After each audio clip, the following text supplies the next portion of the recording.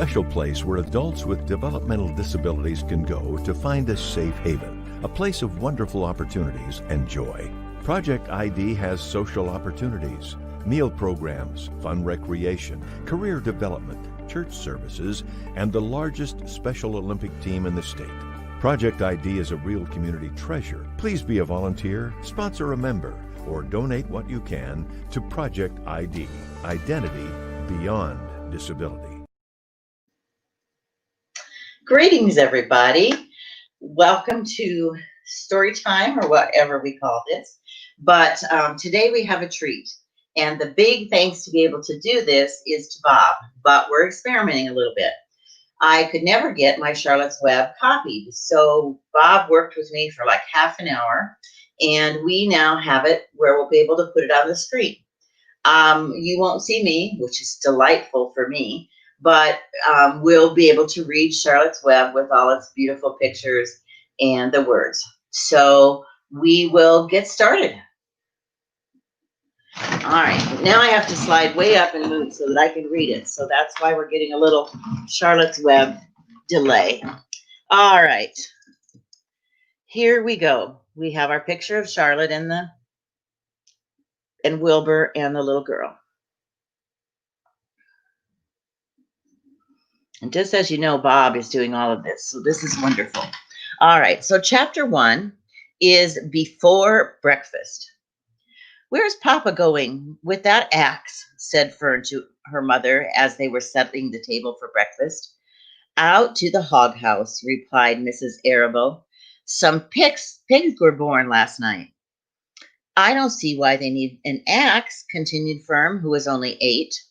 "Well," said her mother, "one of the pigs is a runt. It's very small and weak, and it will never amount to anything. So your father has decided to do away with it." "Do away with it?" screeched Fern. "You mean kill it? Just because it's smaller than the others?" Mrs. Arable put a pitcher of cream on the table. "Don't yell, Fern," she said. "Your father is right. The pig would probably die anyway." Fern pushed her chair out of the way and ran outside. The grass was wet and the earth smelled of spring. Fern's sneakers were sopping wet by the time she caught up with her father. We can look at this picture. There's Fern trying to hold on to the axe. "Please don't kill," she sobbed. "It's unfair." Mr. Arable stopped walking. "Fern," he said gently, "you will have to learn to control yourself." "Control myself?" yelled Fern. "This is a matter of life and death, and you're talking about controlling myself?" Page up. Tears ran down her cheeks, and she took hold of the axe and tried to pull it out of her father's hand. Page 3. "Fern," said Mr. Arable, "I know more about raising a litter of pigs." Sorry, had a little break there. "I know more about raising a litter of pigs than you do. A weakling makes trouble. Now run along." "But it's unfair," cried Fern. "The pig couldn't help being born small, could it? If I had been very small at birth, would you have me killed?" Mr. Arable smiled. "Certainly not," he said, looking down at his daughter with love. "But this is different. A little girl is one thing. A runt pig is another." "I see no difference," replied Fern, still hanging on to the axe. "This is the most terrible case of injustice I have ever heard of." A queer look came across John Arabelle's face. He seemed almost ready to cry himself. "All right," he said. "You go back to the house, and I will bring the runt when I come in. I'll let you bottle feed it like a baby. Then you'll see how much trouble a pig can be." When Mr. Arabelle returned to the house, half an hour later, he carried a carton under his arm. Fern was upstairs changing her sneakers. The kitchen table was set for breakfast, and the room smelled of coffee, bacon, damp plaster, and wood smoke from the stove. "Put it on her chair," said Mrs. Arabelle. Mr. Arabelle put the carton down on Fern's chair. Then he walked to the sink and washed his hands and dried them on a roller towel. Fern came down the stairs slowly. Her eyes were red from crying. As she approached her chair, the carton wobbled and there was a scratching noise. Fern looked at her father. Then she lifted the lid of the carton. There inside, looking at her, was the newborn pig. It was a white one. The morning light shone through its ears, turning them pink. "He's yours," said Mr. Arabelle, "saved from the untimely death, and may the good Lord forgive me for this foolishness." Fern couldn't take her eyes off the tiny pig. "Oh," she whispered, "just look at him. He's absolutely perfect." She closed the carton carefully. First she kissed her father, then she kissed her mother. Then she opened the lid, lifted out the pig, and held it against her cheek. At this moment, her brother Avery came into the room. Avery was 10. He was heavily armed, an air rifle in his one hand, a wooden dagger in the other. "What's going on?" he demanded. "What's Fern got?" "She's got a guest for breakfast," said Mrs. Arabelle. "Wash your hands and face, Avery." "Well, let us see it," said Avery, setting his gun down. "You call that a miserable thing a pig? That's a fine specimen of a pig. It's no bigger than a white rat. Can you look at the brother? Wash and eat your breakfast, Avery," said his mother. "The school bus will be along in half an hour." "Can I have a pig too?" asked Avery. "No, I only distribute pigs to early risers," said Mrs. Arabelle. Fern was up at daybreak trying to rid the world of injustice. As a result, she now has a pig. A small one, to be sure, but nevertheless a pig. It just shows what could happen if a person gets out of bed early and promptly. Now let's eat. But Fern couldn't eat until her pig had had a drink of milk. Mrs. Arabelle found a baby nursing bottle and a rubber nipple, and she poured warm milk into the bowl. "Ah, look, he's getting his first feeding." She fitted the nipple over the top and handed it to Fern. "Give him his breakfast," she said. A minute later, Fern was seated on the floor in the corner of the kitchen with her infant pig between her knees, teaching it to suck from the bottle. The pig, although they had a very good appetite, took a minute, but then he caught on quickly. The school bus honked from the road. "Run!" commanded Mrs. Arabelle, taking the pig from Fern and slipping a donut into her hand. Avery grabbed his gun and another donut. The children ran out to the road and climbed into the bus. Fern took no notice of the others in the bus. She just sat and stared out the window, thinking what a blissful world it was and how lucky she was to have the entire charge of a pig. By the time the bus reached school, Fern had named her pet, selecting the most beautiful name she could think of. "Its name is Wilbur," she whispered to herself. "Its name is Wilbur." She was still thinking about the pig when the teacher said, "Fern, what is the capital of Pennsylvania?" "Wilbur," replied Fern dreamily. The pupils giggled and Fern blushed. Chapter 2, Wilbur. Fern loved Wilbur more than anything. She loved to stroke him, to feed him, and to put him to bed. Every morning, as soon as she got up, she warmed his milk, tied on his bib, and held the bottle for him. Every afternoon, when the school bus stopped in front of the house, she jumped out and ran to the kitchen to fix another bottle for him. She fed him again at supper time and again just before going to bed. Mrs. Arabelle gave him a feeding around noontime each day when Fern was at school. Wilbur loved his milk, and he was never happier than when Fern was warming up the bottle for him. He could stand and gaze at her with adoring eyes. For the first few days of his life, Wilbur was allowed to live in a box near the stove in the kitchen.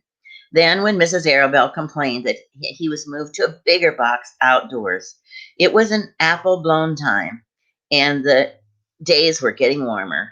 Mr. Arabelle fixed a small yard especially for Wilbur under the apple tree and gave him a large wooden box full of straw with a doorway cut in so he could walk in and out of as he pleased. "Won't he be cold at night?" asked Fern. No, said her father. You watch and see what he does. Carrying a bottle of milk, Fern sat down under the tree. Let's go up to the picture. She, carrying a bottle of milk, Fern sat down under the apple tree in the yard. Wilbur ran to her and she held the bottle for him while he sucked. When she had finished the last drop, he grunted and walked deeply into the box. Fern peered through the door. Wilbur was poking a straw with his snout. In a short time, he had dug a tunnel in the straw. He crawled into the tunnel and disappeared from sight, completely covered with straw. Fern was enchanted. It relieved her to know that her baby would sleep covered up and would stay warm. Every morning after breakfast, Wilbur walked out to the road with Fern and waited until her bus came. She would wave goodbye to him, and he would stand and watch the bus until it vanished around the curve. Then, when Fern was in school, Wilbur was shut up inside his yard. But as soon as she got home in the afternoon, she would take him out and he would follow her around the place. If she went into the house, Wilbur went in too. If she went upstairs, Wilbur would wait at the bottom step until she came down again. If she took her doll for a walk in the doll carriage, Wilbur followed. Sometimes on these journeys, Wilbur would get tired and Fern would pick him up and put him in the carriage along with the doll. He liked this. Even if he was very tired, he would close his eyes and go to sleep under the doll blanket. He looked cute when his eyes were closed because his lashes were so long. The doll would close her eyes too, and Fern would wheel the carriage slowly and smoothly so as not to wake her infants. One warm afternoon, Fern and Avery put on bathing suits and went down to the brook for a swim. Wilbur tagged along Fern's heels. When she waded into the brook, Wilbur waded right in with her. He found the water quite cold, too cold for his liking. So while the children swam and played and splashed water at each other, Wilbur just amused himself in the mud along the edge of the brook, where it was warm and moist and delightfully sticky and gooey. Every day was a happy day, and while every night was peaceful. Wilbur was what the farmers called a spring pig, which simply meant that he was born in the springtime. See him in the carriage? When he was 5 weeks old, Mr. Arabelle said he was now big enough to sell and would have to be sold. Fern broke down and wept, but her father was firm about it. Wilbur's appetite had increased. He was beginning to eat scraps of food in addition to milk. Mr. Arabelle was not willing to provide for him any longer. He had already sold Wilbur's 10 brothers and sisters. He's got to go, Fern, he said. You have had your fun raising a baby pig. Wilbur is not a baby anymore, and he has to be sold. Get up, call up the Zubermans, suggested Mrs. Arabelle to Fern. Your Uncle Homer sometimes raises pigs, and if Wilbur went to live there, you could walk down the road and see him as often as you wanted. How much money would I ask for him? Fern wanted to know. Well, said her father, he's a runt. Tell your Uncle Homer you've got a pig you'll sell for $6 and see what he says. As soon as it was arranged, Fern phoned and got her Aunt Edith, and her Aunt Edith hollered for Uncle Homer. Uncle Homer came in from the barn and talked to Fern. When he heard the price of $6, he said he would buy the pig. The next day, Wilbur was taken from his home under the apple tree and went to live in a manure pile in the cellar of Zuckerman's barn. Chapter 3. The barn was very large. It was very old. It smelled of hay and it smelled of manure. It smelled of perspiration of tired horses and the wonderful sweet breath of patient cows. It was a sort of peaceful smell, as though nothing bad could ever happen in the world. It smelled of grain and of harness dressing and of axle grease, and a rubber boots and a new rope. And whenever the cat was given a fish head to eat, the barn would smell of fish. But mostly it smelled of hay, for there was always hay in the great loft overhead, and there was always hay being pitched down to the cows and horses and sheep. The barn was pleasantly warm in the winter when the animals spent most of their time indoors, and it was pleasantly cool in the summer when the big doors stood open wide to the breeze. The barn had stalls on the main floor for the workhorses, tie-ups on the main floor for the cows, and a sheepfold down below for sheep, and a pig pen down below more for Wilbur. And it was full of all sorts of things that you find in barns: ladders, grindstones, pitchforks, monkey wrenches, scythes, lawnmowers, snow shovels, axe handles, milk butter, milk butter, milk water buckets, empty grain sacks, and rusty rat traps. It was the kind of barn that swallows like to build their nests in. It was the kind of barn that children like to play in. And the whole thing was owned by Fern's uncle, Mr. Homer Zuckelman. Wilbur's new home was in the lower part of the barn, directly beneath the cows. Mr. Zuckerman knew that the manure pile is a good place to keep a young pig. Pigs needed warmth, and it was warm and comfortable down in the cellar on the south side. See him wallowing in his pig trough?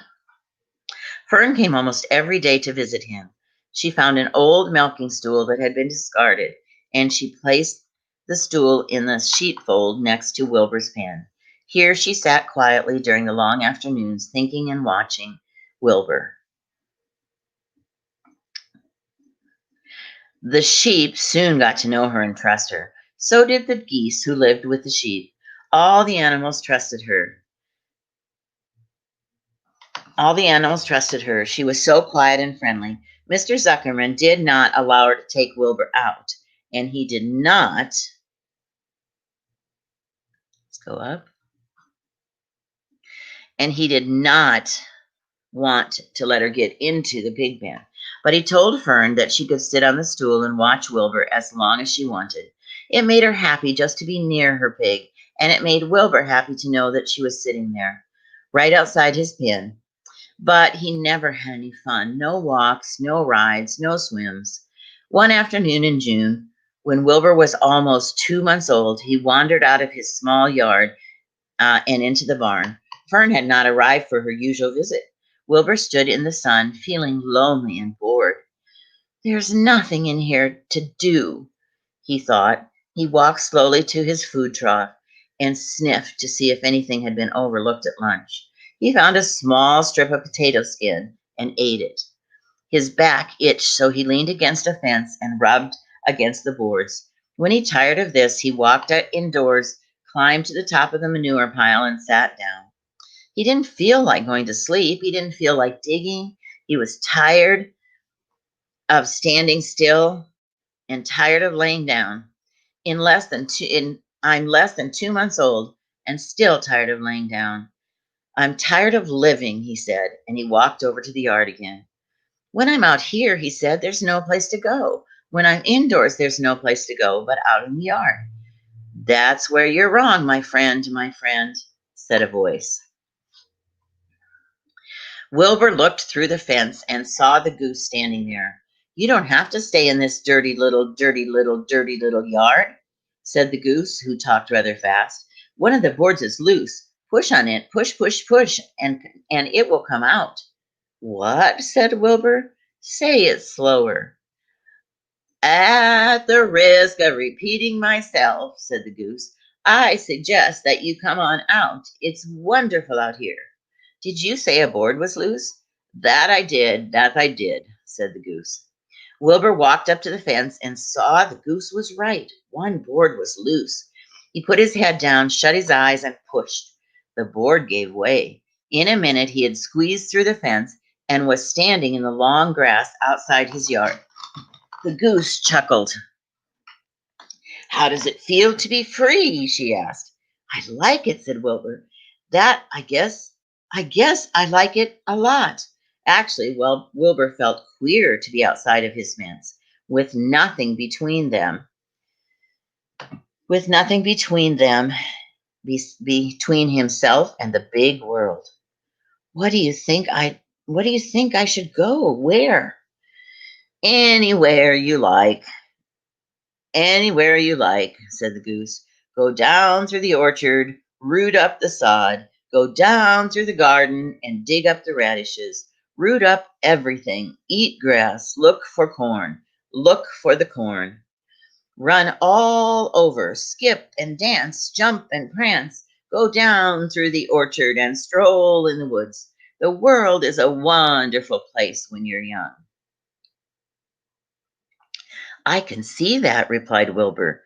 He gave a jump in the air and twirled up a few steps and stopped and looked all around. He sniffed the smell of the afternoon and then set out walking down through the orchard.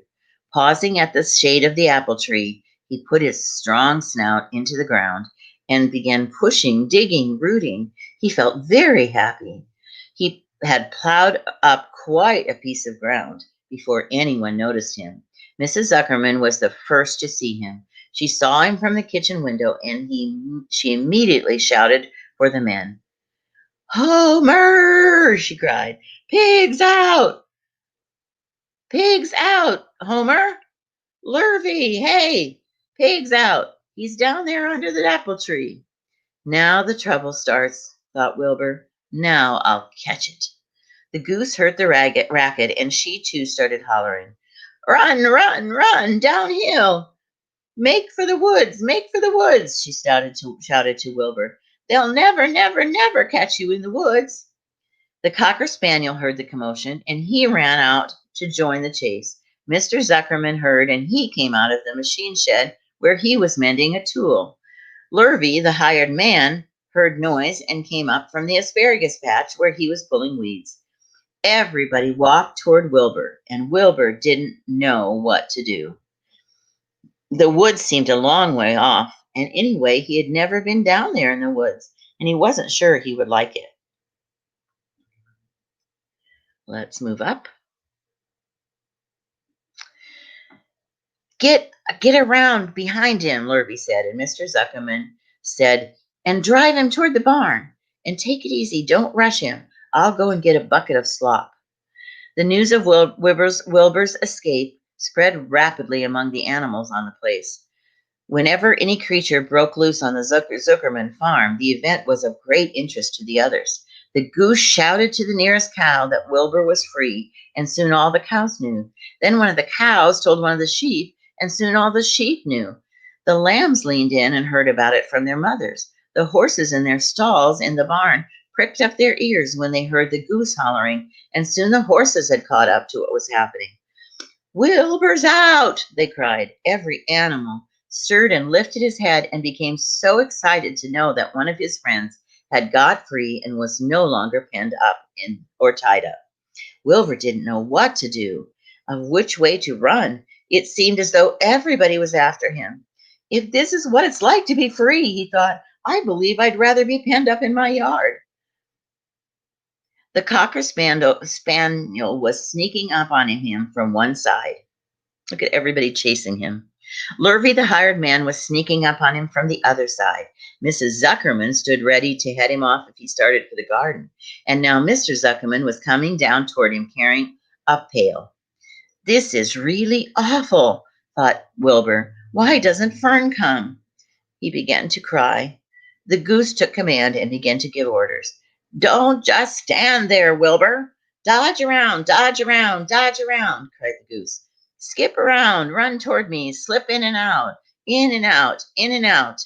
Make for the woods, twist and turn. The cocker spaniel sprang for Wilbur's back leg. Wilbur jumped and ran. Lurvy reached out and grabbed for him. Mrs. Zuckerman screamed at Lurvy. The goose cheered for Wilbur. Wilbur dodged between Lurvy's legs. Lurvy missed and grabbed the spaniel instead. Nicely done, cried the goose. Try it again, try it again. Run downhill, suggested the cows. Run toward me, yelled the gander. Run uphill, cried the sheep. Turn and twist, honked the goose. Jump and dance, said the rooster. Look at them all, trying to help Wilbur. Can you imagine how noisy it probably was? Look out for Lurvy, cried the cows. Look out for Zuckerman, yelled the gander. Watch out for the dog, yelled the sheep. Listen to me, screamed the goose. Poor Wilbur was dazed and frightened by this hullabaloo. He didn't like being the center of all this fuss. He tried to follow the instructions his friends were giving him, but he couldn't run downhill and run uphill at the same time. And he couldn't run and twist when he was jumping and dancing. And he was crying so hard he could barely see what was happening. After all, Wilbur was a very young pig, not much more than a baby, really. He wished Fern would take him in her arms and comfort him. When he looked up and saw Mr. Zuckerman standing quite close to him, holding a pail of warm slop, he felt relieved. He lifted his nose and sniffed. The smell was delicious. Warm milk, potato skins, wheat middlings, Kellogg's cornflakes, and a popover left from the Zuckerman's breakfast. Come on, pig, said Mr. Zuckerman, tapping the pail. Come on, pig. Wilbur took a step toward the pail. No, no, no, said the goose. It's an old pail trick. Wilbur, don't fall for it. Don't fall for it. He's trying to lure you back into the captivity. He's appealing to your stomach. What would you guys think if you had to eat something called slop? Wilbur didn't care. The food smelled appetizing. He took another step toward the pail. You'll be sorry, cried the goose. Wilbur didn't care. He kept walking toward the pail of slop. You'll miss your freedom, honked the goose. An hour of freedom is worth a barrel of slop. Wilbur didn't care. When Mr. Zuckerman reached the pig pen, he climbed over the fence and poured the slop into the trough. Then he pulled the loose board away from the fence so there was a wide hole for Wilbur to walk through. Reconsider, cried the goose. Wilbur paid no attention. He stepped through the fence into his yard, and he walked to the trough and took a long drink of slop, munching and soaking up the milk and chewing the popover. It was good to be home again. While Wilbur ate, Lurvy fetched a hammer and some 8-penny nails and nailed the board in place. Then he and Mr. Zuckerman leaned lazily on the fence, and Mr. Zuckerman scratched Wilbur's back with a stick. He's quite a pig, said Lurvy. Yeah, he'll make a good pig, said Mr. Zuckerman. Wilbur heard the words of praise. He felt the warm milk inside his stomach. He felt the pleasant rubbing of the stick along his itchy back. He felt peaceful and happy and sleepy. It had been a tiring afternoon. And it was only 4 o'clock. Wilbur stretched out for bed. I'm really too young to go out into the world alone, he thought as he laid down. All right, chapter 4, Loneliness. The next day, the rain was dark. Rain fell on the roof of the barn and dripped steadily from the eaves. Rain fell into the barnyard, and rain in crooked courses came down through the lane where the thistles and pigweed grew. Rain spattered against Mrs. Zuckerman's window and came rushing out of the downspouts. Rain fell on the backs of the sheep as they grazed in the meadow. When the sheep were tired of standing in the rain, they walked slowly up the lane and into the fold. Rain upset Wilbur's plans. Wilbur had planned to go out today and dig a new hole in his yard. He had other plans too. His plans for the day went something like this. Breakfast at 6:30, skim milk crust, middlings, bits of donuts, wheat cakes, and drops of maple syrup, sticking to the potato skins left over from the custard with the raisins, and shreds of shredded wheat. Breakfast would be finished at 7. From 7 to 8, Wilbur planned to have a talk with Templeton, the rat who lived under his trough. Talking with Templeton was not the most interesting occupation in the world, but it was better than nothing. From 8 to 9, Wilbur planned to take a nap outdoors in the sun. From 9 to 11, he planned to dig a hole or a trench and possibly find something good to eat buried in the dirt. From 11 to 12, he planned to stand still and watch flies on the boards, watch bees in the clover, and watch swallows in the air. 12 o'clock lunchtime.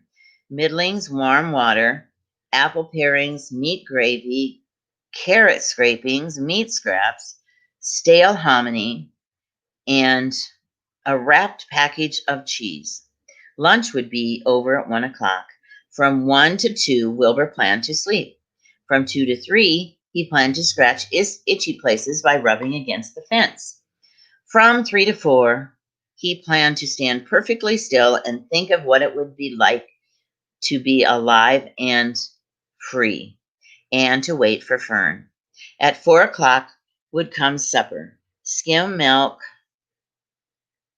leftovers, a leftover sandwich from Lurvy's lunchbox, prune skins, ew, a morsel of this and that, fried potatoes, marmalade drippings, and a little more of this and that, a little more, a piece of baked apple, and a scrap of upside down cake.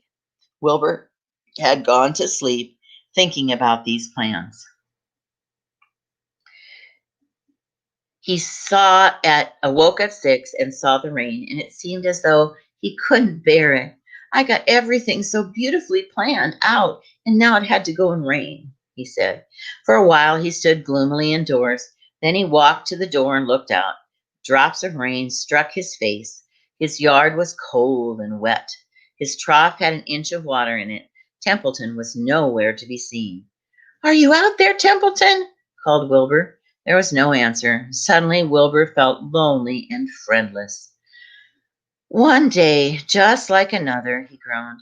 "I'm very young. I have no real friends here in the barn. It's going to rain all morning and all afternoon, and Fern won't come in bad weather. Oh, honestly." Wilbur was crying again for the second time in 2 days. At 6:30, Wilbur heard the banging of a pail. Lurvy was standing outside in the rain, stirring up the breakfast. "Come on, pig," said Lurvy. Wilbur did not budge. Lurvy dumped the slop, scraped the pail, and walked away. He noticed that something was wrong with the pig. Wilbur didn't want food. He wanted love. He wanted a friend, someone who would play with him. He mentioned this to the goose, who was sitting quietly in the corner of the sheepfold. "Would you come and play with me?" he asked. "Sorry, sorry, sorry," said the goose. "I'm sitting on my eggs, 8 of them. Got to keep them toasty warm, toasty warm. I have to stay right here. I'm no flibberty, ibberty, gibberty. I do not play when there are eggs to hatch. I'm expecting goslings." "Well, I didn't think that you were expecting woodpeckers," said Wilbur bitterly. Wilbur tried next the lambs. "Will you please play with me?" he asked. "Certainly not," said the lamb. "In the first place, I cannot get into your pen, as I am not old enough to jump over the fence. In the second place, I am not interested in pigs. Pigs mean less than nothing to me." "What do you mean, next to nothing?" replied Wilbur. "I don't think there's such a thing of less than nothing. Nothing is absolutely the limits of nothingness. Nothing is absolutely the limit of nothingness, and that means it's the lowest you can go. It's the end of the line. How can something be less than nothing? If there was something that was less than nothing, then nothing would not be nothing. It would be something, even though it's just maybe a little bit of something. But if nothing is less than nothing, then nothing has nothing that is less than nothing." "Oh, be quiet," said the lamb. "Go play by yourself. I don't play with pigs." Sadly, Wilbur lay down and listened to the rain. Soon he saw the rat climbing down a slanting board that he used as a stairway. "Will you play with me, Templeton?" said Wilbur. "Play," said Templeton, twirling his whiskers. "Play? I hardly know the meaning of that word." Well, said Wilbur, it means to have fun, to frolic, to run and skip and make merry. I never do those things if I can avoid it, replied the rat sourly. I prefer to spend my time eating, gnawing, spying, and hiding. I am a glutton, but not a merrymaker. Right now, I'm on my way to your trough to eat your breakfast since you haven't got enough sense to eat it yourself. And Templeton the rat crept stealthily along the wall and disappeared into a private tunnel that he had dug between the door and the trough in Wilbur's pen. Templeton was a crafty rat, and he had things pretty much his own way. The tunnel was an example of his skill and cunning. The tunnel enabled him to get from the barn to his hiding place under the pig trough without coming out in the open. He had tunnels and runways all over Mr. Zuckerman's farm and could get from one place to another without being seen. Usually he slept during the daytime and was abroad only after dark. Wilbur watched him disappear into the tunnel. In a moment, he saw the rat's sharp nose poking out from underneath the wooden trough. Cautiously, Templeton pulled himself up over the edge to the trough. This was almost more than Wilbur could stand. On this dreary rainy day, he sees his breakfast being eaten by somebody else. He knew Templeton was getting soaked out in the pouring rain, but that didn't even comfort him. Friendless, dejected, and hungry, he threw himself down in the manure and sobbed. Late that afternoon, Lurvy went to Mr. Zuckerman. I think there's something wrong with that pig of yours. He hasn't touched his food. Look at him laying there so sad. Give him two spoonfuls of sulfur and a little molasses, said Mr. Zuckerman. Wilbur couldn't believe what was happening to him when Lurvy caught him and forced the medicine down his throat. This was certainly the worst day in his life. He didn't know whether he could endure that awful loneliness anymore. Looks pretty depressed, huh? Darkness settled over everything. Soon there were only shadows and noises of the sheep chewing their cud, and occasionally the rattle of a cow chain up overhead. You could imagine Wilbur's surprise when out of the darkness came a small voice that he had never heard before.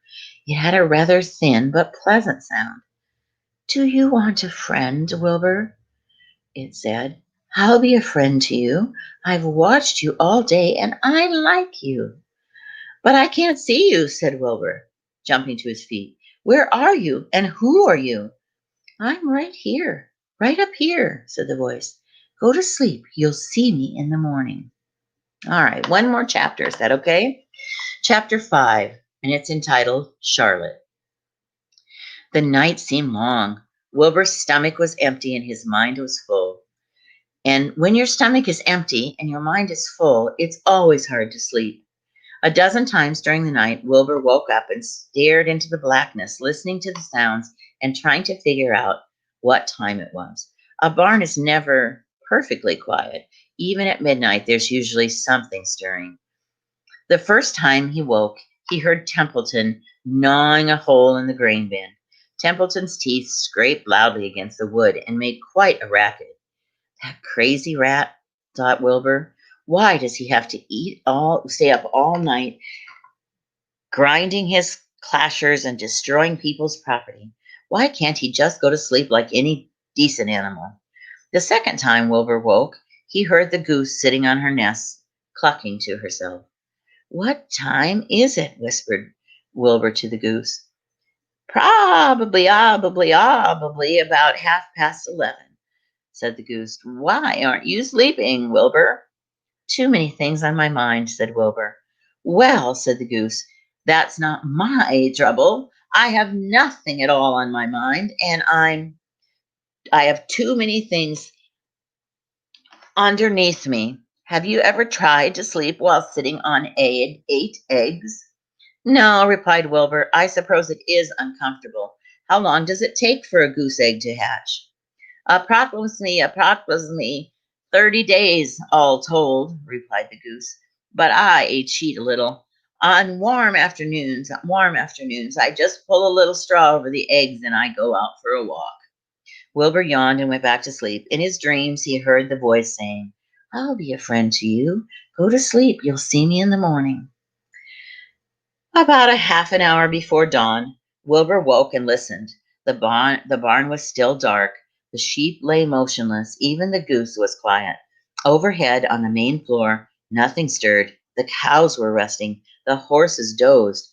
Templeton had quit working and had gone off somewhere on an errand. The only sound was a slight scraping noise from the rooftop where the weather vane swung from its pole back and forth. Wilbur loved the barn when it was like this, calm and quiet, waiting for the light. Day is almost here, he thought. Through a small window, a faint gleam appeared. One by one, the stars went out, and Wilbur could see the goose a few feet away. She sat with her head tucked under a wing. Then he could see the sheep and lambs. The sky was lightening. "Oh, beautiful day is here at last. Today I shall find my friend." Wilbur looked everywhere. He scratched his pen through. He examined the window ledge, stared up at the ceiling, but he saw nothing new. Finally, he decided he would have to speak up. He hated to break the lovely stillness of dawn by using his voice, but he couldn't think of any other way to locate the mysterious new friend who was nowhere to be seen. So Wilbur cleared his throat. "Attention, please," he said in a loud, firm voice. "Will the party who addressed me at bedtime last night kindly make himself or herself known by giving me an appropriate signal or sign?" Wilbur paused and listened. All the other animals lifted their heads and stared at him. Wilbur blushed, but he was determined to get in touch with this unknown friend. "Attention, please," he said. "I will repeat the message. Will the party who addressed me at bedtime last night kindly speak up? Please tell me where you are, if you are my friend." The sheep looked at each other in disgust. "Stop your nonsense, Wilbur," said the oldest sheep. "If you have a new friend, you are probably disturbing his rest. And the quickest way to spoil a friendship is to wake somebody up in the morning before he's ready. How can you be sure your friend is an early riser?" "I beg everyone's pardon," whispered Wilbur. "I didn't mean to be objectionable." He lay down meekly in the manure, facing the door. He did not know it, but his friend was very near, and the old sheep was right. The friend was still asleep. Soon Lurvy appeared with slop for breakfast. Wilbur rushed out of the barn in a hurry and licked the trough. The sheep moved off down the lane. The gander waddled along behind them, pulling grass. And then, just as Wilbur was settling down for his morning nap, he heard the thin, quiet voice that had already addressed him the night before. "Salutations," said the voice. Wilbur jumped up. What?" he cried. "Salutations," repeated the voice. "Where are they and where are you?" screamed Wilbur. "Please, please tell me where you are and what are salutations." "Salutations are greetings," said the voice. "When I say salutations, it's just my fancy way of saying hello or good morning. Actually, it's a silly expression, and I'm surprised that I use it at all. As for my whereabouts, that's easy. Look up here in the corner of the door. Here I am. Look, I'm waving."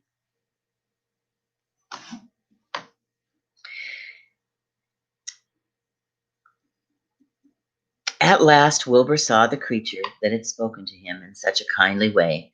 Stretched across the upper part of the door was a big spider web, and hanging from the top of the web, head down, was a large gray spider.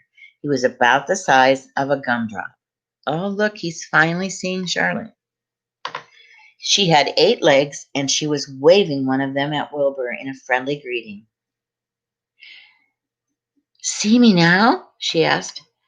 "Oh, yes," said Wilbur. "Yes, indeed. I see you. How are you? Good morning. Salutations.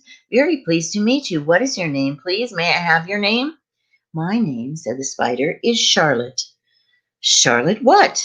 asked Wilbur eagerly. "Charlotte A. Kavanica, but just call me Charlotte." I think you're beautiful, said Charlotte. Well, I am pretty, replied Charlotte. There's no denying that. Almost all spiders are rather nice looking.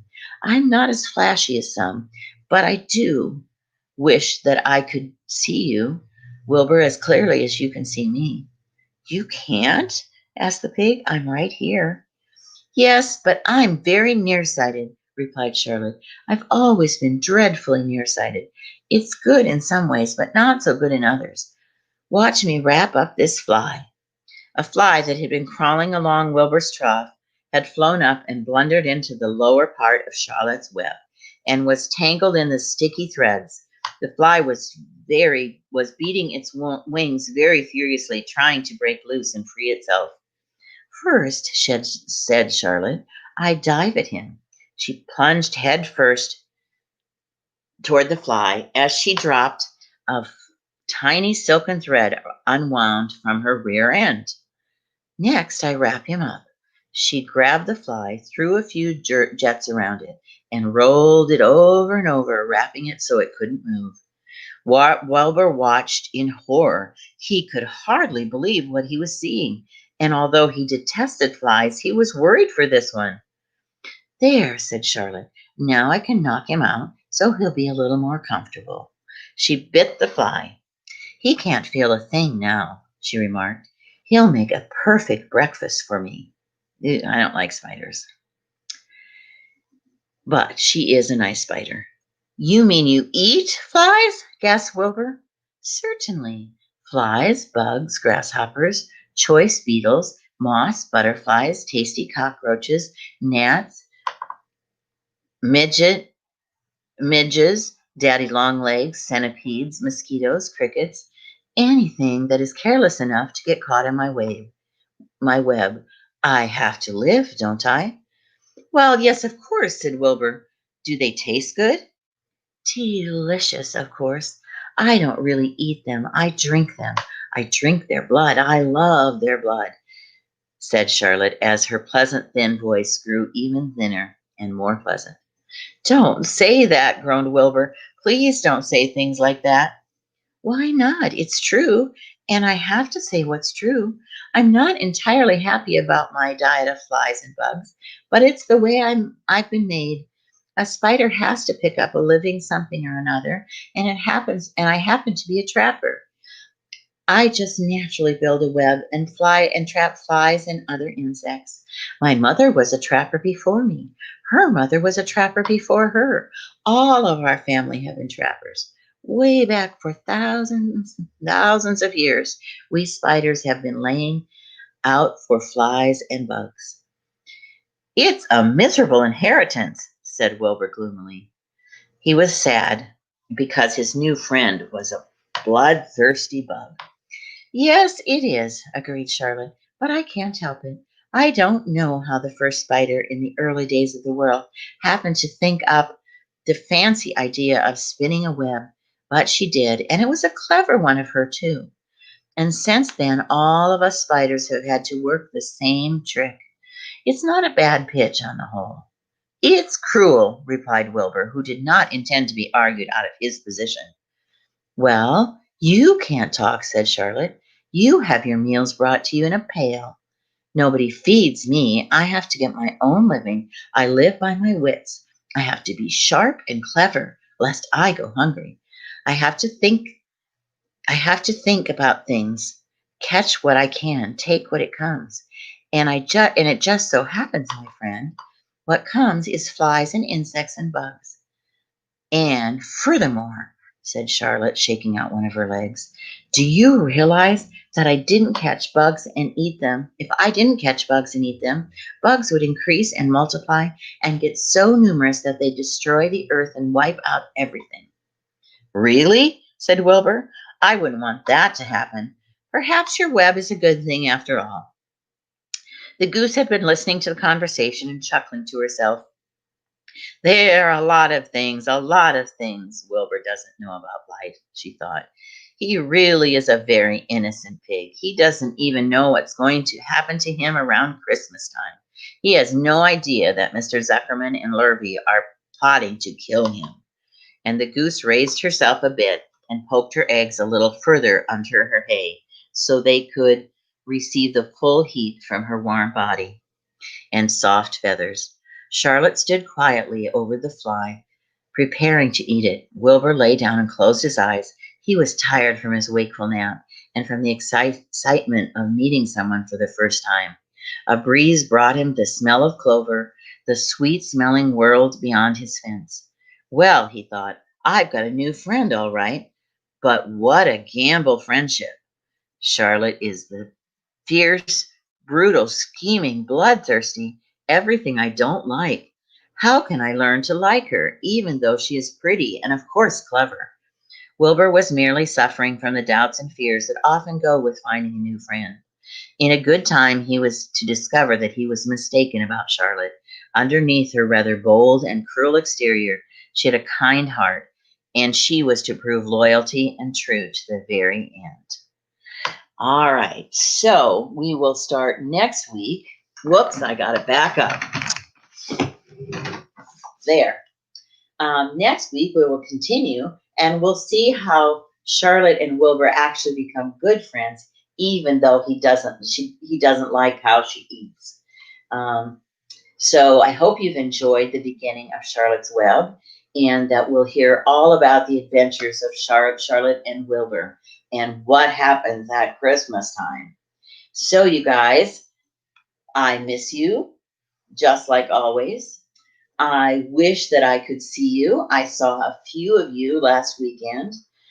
Send me messages, and I'll go on later and see them. And hopefully you have a great weekend. I think it's supposed to be nice, this beautiful fall weather, and we'll talk again soon. I love you guys. Bye. There is a special place where adults with developmental disabilities can go to find a safe haven, a place of wonderful opportunities and joy. Project ID has social opportunities, meal programs, fun recreation, career development, church services, and the largest Special Olympic team in the state. Project ID is a real community treasure. Please be a volunteer, sponsor a member, or donate what you can to Project ID, Identity Beyond.